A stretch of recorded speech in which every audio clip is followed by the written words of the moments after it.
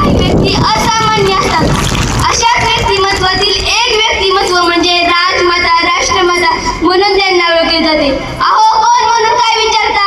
अहो ती माँसाहेब जिजाऊ, जिजाबाई, सिंदखेड राजा गावची कन्या. लहान वयात जिजाऊंना घोडेस्वारी, तलवारबाजी, युद्धतंत्र अशा अनेक खूप अशा अवगत झाल्या होत्या. परिस्थिती पाहून घडलेलं खंबीर मजबूत नेतृत्व म्हणजे माँसाहेब जिजाऊ. या जुलमी, अन्यायी, अत्याचारी सत्तेपेक्षा न्याय देणारा स्वराज्य हवा हा संकल्प त्यांनी केला. स्वराज्य निर्मितीत मातृत्व, नेतृत्व, कर्तृत्व या तीनही गुणांचा योग्य ठिकाणी उपयोग करून राजा कसा असावा याचे आदर्श उदाहरण जिजाऊंनी घडवले. ज्यांनी जनमानसात स्वाभिमान जगवला, ज्यांनी हिंदवी स्वराज्याचे सोनेरी स्वप्न सत्यात आवरीत केले अशा माँसाहेब जिजाऊ.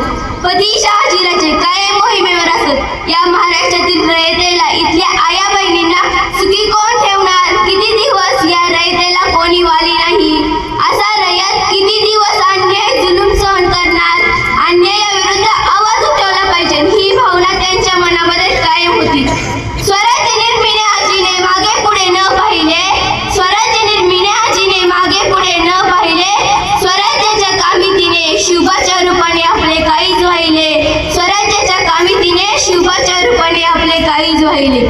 आई ही जगातील मोठी योद्धा आहे. आई म्हणजे प्रेम, प्रेरणा, जिद्द, संयम, सामर्थ्य यांचा संगम या सर्व गुणात होतो आणि याचे आदर्श उदाहरण म्हणजे स्वराज्य जननी माँसाहेब जिजाऊ.